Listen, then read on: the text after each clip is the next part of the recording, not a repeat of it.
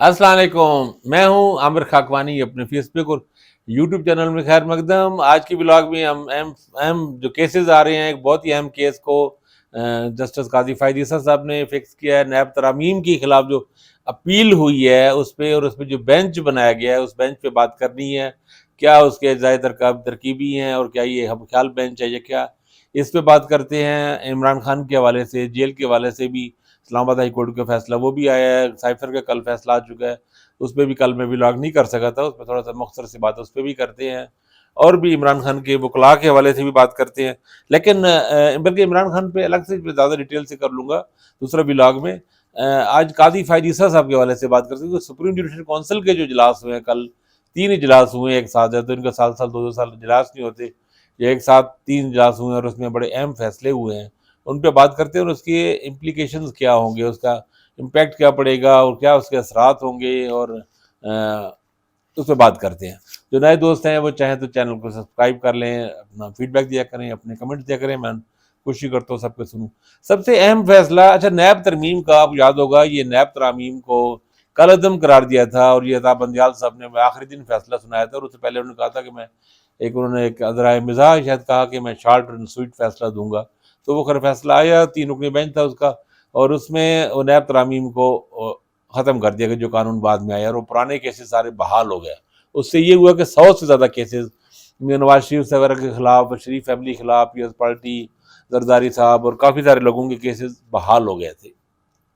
एक नई बिल्कुल एक खलबली मच गई थी, एक नया मच गया था, शोर मच गया था।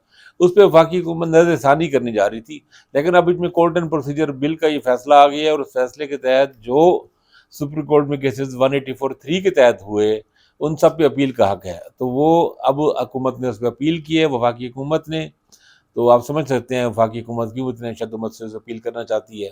ज़ाहिर है उसमें भी नवाज शरीफ और शरीफ फैमिली को और सबको बचाना मकसद है। नैब केसेस क्लोज हो गए हैं, उन केसेस को दोबारा से जो खुले हैं उनसे जान छुड़ाना मकसद है। तो अब काजी फायद ईसा ने 31 अक्टूबर को, चीफ जस्टिस ऑफ पाकिस्तान ने ये केस रखा है, मनी मंगल को, इसका 31 अक्टूबर को। इसमें जो सबसे इंटरेस्टिंग बात है कि वो इसका 5 रुकनी बेंच इसको समाअत करेगा, क्योंकि अब इस तरह कॉन्स्टिट्यूशनल केस है, चूंकि ये उसमें आइन की ताबीर तशरीह का भी ज़ाहिर मामला आएगा, और वो हटाया गया था एक्ट को, इस एक्ट को जुडिशल रिव्यू किया गया था उस पर। तो 5 रुकनी बेंच बनना था, उसमें चीफ जस्टिस ऑफ पाकिस्तान काजी फायद ईसा हैं, उसमें जस्टिस अमीनुद्दीन खान हैं, जस्टिस जमाल बंदोखेल हैं, जस्टिस अजहर हसन रिजवी हैं और जस्टिस अतर मनीला हैं।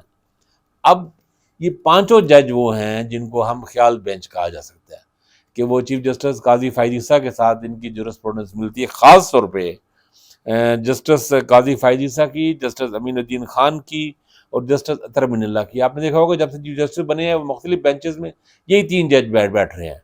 जो भी फैजाबाद धरना केस में भी यही बैठे हुए हैं, और केसेस में भी तकरीबन काजी साहब का जो बेंच है वो इन 3 जजेस पर ही मुश्तमिल है।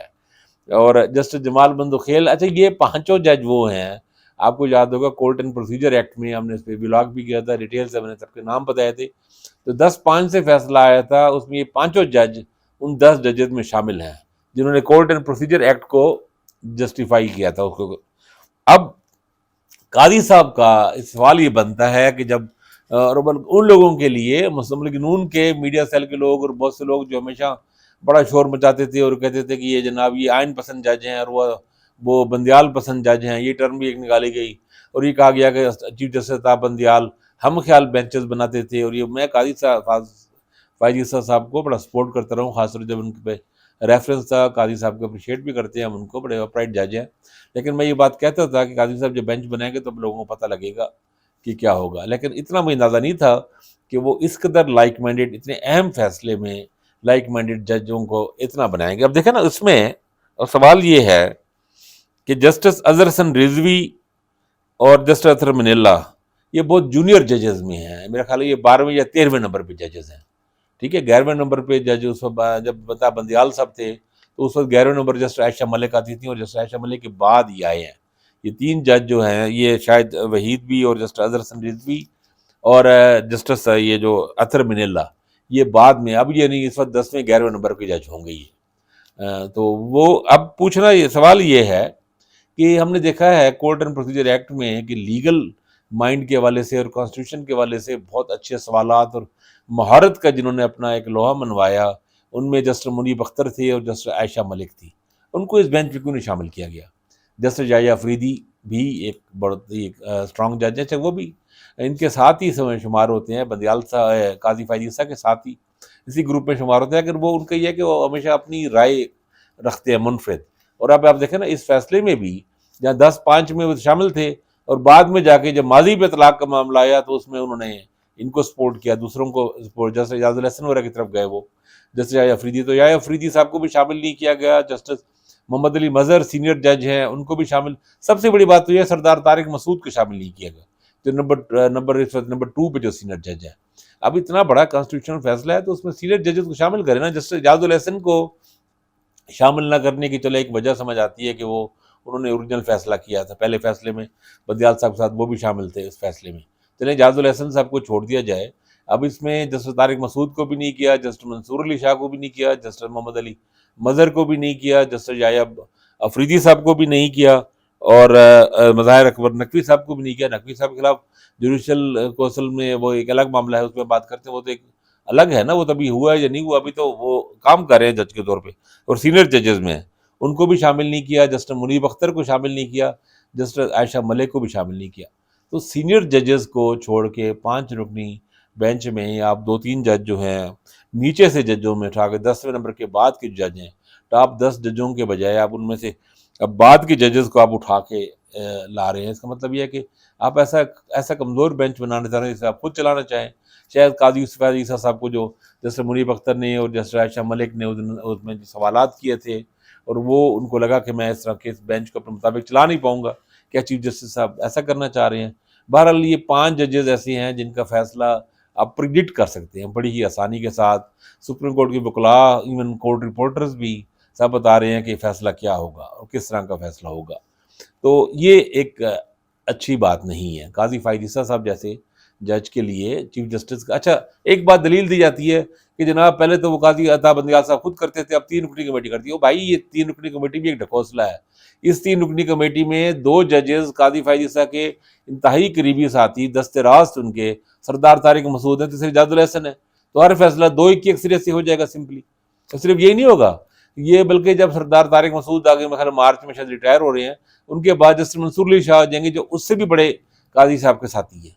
تو قاضی صاحب کے پورے ٹینور میں اگلے سال اکتوبر تک جو ٹینور ہے، ان کے پورے ٹینور میں اس 3 رکنی کمیٹی میں ہمیشہ ان کی 2-1 کی اکثریت رہے گی. جن کو تو کوئی مسئلہ ہے ہی نہیں، 2-1 کی میجارٹی کے ساتھ سارے فیصلے ہوں گے، اپنی مرضی سے بینچز بنائیں گے. تو اسی لیے یہ ذہن رکھنے کی ضرورت، ذہن میں رکھنا اور اسے سمجھنا ضروری ہے کہ یہ ترمیم پہ اس پہ قاضی صاحب کا کوئی اس میں کمال نہیں ہے. قاضی صاحب کو ہاں عطا بندیال صاحب کے لیے پرابلم تھا کہ اگر وہ اس کمیٹی کو مانتے ہیں تو اس میں 3 رکنی کمیٹی جو بنتی اس میں قاضی فائز عیسیٰ اور طارق مسعود کے مخالف تھے، تو عطا بندیال اقلیت میں تھے، وہ کچھ بھی نہ کر سکتے. اب چیف جسٹس صاحب کو یہ کمیٹی، یہ بینچ جو بنا ہے، وہ کمیٹی جو انہوں نے بینچ کہا ہوگا وہی بینچ میں طارق مسعود صاحب نے بھی اس کی حمایت کر دی ہوگی سمپلی. اور اعجاز الحسن صاحب کیا کریں گے؟ وہ ظاہر ہے یا چپ رہیں گے یا پھر وہ اگر مخالفت بھی کریں گے تو کوئی فائدہ کوئی نہیں، 2-1 کی اکثریت سے فیصلہ ہو جائیں گے. تو سپریم کورٹ جیسے منقسم پہلے تھی، وہ قاضی صاحب کے دور میں بھی ویسے ہی ڈیوائیڈڈ ہے. یہ تو ایک بات سمجھ آ گئی ہے. اور جس طرح عطا بندیال جب بینچ بناتے تھے ویسے ہی قاضی فائز عیسیٰ بھی بینچ بنا رہے ہیں. اب یہ پوائنٹ یہ ہے ان لوگوں پہ جو عطا بندیال پہ تنقید کرتے تھے کہ وہ اپنی مرضی کی بینچز بنا رہے ہیں، اب ان سے سوال یہ ہے کہ کیا جب قاضی فائز عیسیٰ اپنی مرضی کی بینچز بنا رہے ہیں تو اس پہ بھی وہ تنقید کریں گے یا نہیں کریں گے؟ یہ ایک اہم بات ہے. اچھا یہی حال سپریم جوڈیشل کونسل کا ہے. سپریم جوڈیشل کونسل کے کل 5 رکنی اس کا فارمیٹ ہوتا ہے. اس کا طریقہ یہ ہے کہ 3 سینئر موسٹ ججز ہوتے ہیں، 3 سینئر موسٹ ججز سپریم کورٹ کے. اس میں ایک جسٹس چیف جسٹس قاضی فائز عیسیٰ ہیں، جسٹس طارق مسعود ہیں، اور تیسرے پہ جسٹس اعجاز الحسن ہیں. 3 ججز یہ ہیں. 2 یعنی ہائی کورٹس کے جو 4 ہائی کورٹس ہیں ان کی جو 2 سینئر موسٹ ججز ہوتے ہیں وہ اس کے ممبر ہوتے ہیں. اب اس میں امیر حسین بھٹی لاہور ہائی کورٹ کے چیف جسٹس، اور دوسرے جو ہیں وہ وہاں کے بلوچستان ہائی کورٹ کے ہیں نعیم افغان صاحب. چونکہ سندھ میں ابھی وہ قائم مقام چیف جسٹس ہیں، اور ادھر بھی چونکہ پشاور سے بھی مسرت العالی آ چکی ہے تو ان کی جگہ پہ جونیئر چیف جسٹس ہے. تو وہ سپریم جوڈیشل کونسل کی بھی فارمیشن ایسی ہے کہ اس میں 3 ججز کی اکثریت قاضی صاحب کے ساتھ ہے. نعیم افغان صاحب قاضی صاحب کے ہی حامی اور بڑا ان کا پرسنل بڑا زبردست قسم کا ان کا ووٹ سمجھا جاتا ہے. تو یہی ہوا کہ اس میں جو فیصلہ ہوا اس میں 3 جسٹس مظاہر اکبر نقوی کو نوٹس شوکات نوٹس دیا گیا 2 ہفتے کا. 5 رکنی سپریم جوڈیشل کونسل میں 3-2 کی اکثریت سے جسٹس جاز الحسن نے اور Lahore high court chief justice نے انہوں نے اس کی مخالفت کی. انہوں نے کہا کہ انہوں نے یہ نہیں کہا کہ نوٹس نہیں کرنا چاہیے, انہوں نے کہا ہمیں اس کو مزید جائزہ لینا چاہیے, کچھ دن ہم مزید کر لیں. اب میرا خیال یہ ہے کہ سپریم جوڈیشل کونسل میں اتنے کلوز مارجن سے 3-2 کی اکثریت سے کسی سپریم کورٹ کی فاضل جج کے خلاف نہیں جانا چاہیے. ان کو تھوڑا سا اتفاق رائے سے آگے بڑھانا چاہیے تھا. کچھ دن اگر اور دے دیتے, جسٹس قاضی صاحب کے جج مظاہر اکمل نقوی صاحب کے خلاف جو شواہد جو ڈاکومنٹس ان کا اگر جائزہ لینے کے کہہ رہے ہیں تو کتنے دن جائزہ لے لیتے؟ 2 ہفتے لے لیتے, 1 مہینہ اور لے لیتے, اس میں کیا فرق پڑ جاتا؟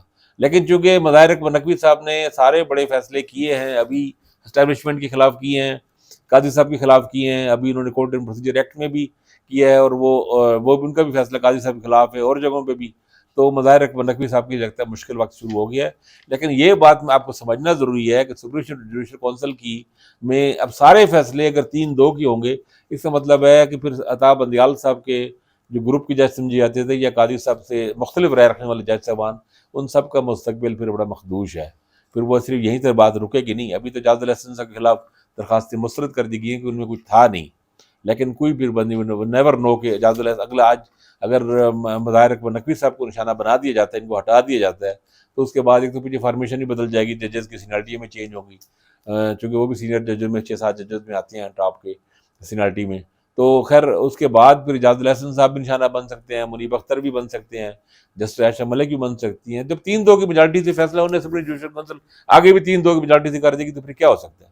یہ تو فارمیشن ابھی رہے گی, ابھی تو یہ رہے گی, کیونکہ میرا نہیں خیال کہ اگر یہاں پہ اگر وہ high court chief justice Lahore high court کے اوپر چلے جائیں تو ان کی جگہ آ جائے, پھر میں بھی پھر مزید کچھ شاید اور صورتحال 3-2 کی جگہ پہ شاید پھر وہ 4-1 ہو جائے. تو اس طرح میرا خیال ہے, نہیں خیال کہ ایسے فیصلے کرنے چاہیے. سپریم کورٹ میں قاضی صاحب کو دل بڑا کرنا چاہیے اور بڑے بینچ بنانے چاہیے. ایک سیدھی سی بات ہے, ایک بڑا ہی اہم فیصلہ ہے, جوڈیشل ریویو کیا گیا ہے, ایک ایکٹ کو ختم کیا ہے سپریم کورٹ کے بینچ نے, فل بینچ نے چیف جسٹس کی قیادت میں. اب اس میں جو اپیل ہوئی ہے, بڑا بینچ بنا رہے ہیں, یا تو آپ 5 کم از کم 5 بنانا ہے نا, 5 سے بڑا بھی بنا سکتے تھے, آپ بنا دیں بڑا, کیونکہ اس جب ایک بڑا ایک فیصلہ سپریم کورٹ کا آ رہا ہے, 7 رکنی بنا دیں, 9 رکنی بینچ بنا دیں. فل کورٹ پہ بھی جا سکتے تھے, چلیں فل کورٹ پہ نہیں جاتے, بڑا بینچ بنے, سینئر ججز کو شامل کرے, جسٹس منیب اختر صاحب کو شامل کریں, جسٹس اعجاز الحسن کو اگر نہیں کرتے تھے طارق مسعود کو شامل کریں, جسٹس محمد علی مظہر کو شامل کریں, یا فریدی کو شامل کریں. جسٹس اطہر بن اللہ سے تو عائشہ ملک سینئر ہیں, تو جسٹس عائشہ ملک کو شامل کرنا چاہیے. ججز کو میرے خیال میں سینئر ججز آنے چاہیے, جو خاص طور پہ جن کے کانسٹیٹیوشن جن کا خاص فیلڈ ہو. منیب اختر صاحب کا خاص فیلڈ ہے کانسٹیٹیوشن, تو آپ ان ماہر ججز کی آراء سے اس کو فائدہ استفادہ ہونا چاہیے سب کو. اگر اس طرح کی 5 رکنی جج بنا دیں گے جس میں سے 2 جج ٹاپ 10 سے بھی نیچے ہوں گے, 11ویں 12ویں نمبر کے جج ہوں گے, تو وہ اور ایسے ہوں گے کہ جو آپ کے ساتھ آپ لائک مائنڈیڈ, آپ ہر بینچ میں آپ کے ساتھ 2 ججز وہ بیٹھ رہے ہیں, 3 رکنی بینچ آپ بن رہے ہیں, 2 آپ نے وہ اضافے کیے ہیں جو بڑی آسانی کے ساتھ تو کر دیں گے, تو بات بنے گی نہیں. قاضی صاحب کو جس طرح کی ان کی کریڈیبلٹی ہے, ان کی ساکھ ہے, ان کو بڑے فیصلے کرنے چاہیے. اگر وہ اس طرح کریں گے, عطا بندیال اگر غلطی کر رہے تھے تو وہی غلطی قاضی فائز صاحب کریں گے, تو وہ بھی غلطی ہی ہوگی. ایک غلطی دوسرے کی دلیل نہیں ہوتی, دوسرے کا جواز نہیں ہوتا. اور قاضی صاحب کو تو ہمیشہ یہ شکوے شکایتیں رہی ہیں کہ اپنی مرضی کی بینچ بناتے ہیں. تو 3 رکنی کمیٹی میں بھی اگر آپ کے 2 آپ کے اگر آپ کے 2 لوگ آپ کے دوسرے آپ کے ساتھی ہیں, وہاں پہ آپ کے زیادہ کلوز ہیں, تو آپ کی 2-1 کی میجارٹی ہے, تو وہاں پہ بھی پھر بات نہیں بنتی. اس طرح میرا خیال نہیں کرنا چاہیے. قاضی صاحب کو پورے احترام کے ساتھ ہم ان کا بہت احترام کرتے ہیں, رسپیکٹ کرتے ہیں, تو یہ بات کرتے ہیں. اپنا خیال رکھیے گا. اگلے ولاگ میں عمران خان پہ بات کروں گا. اللہ حافظ.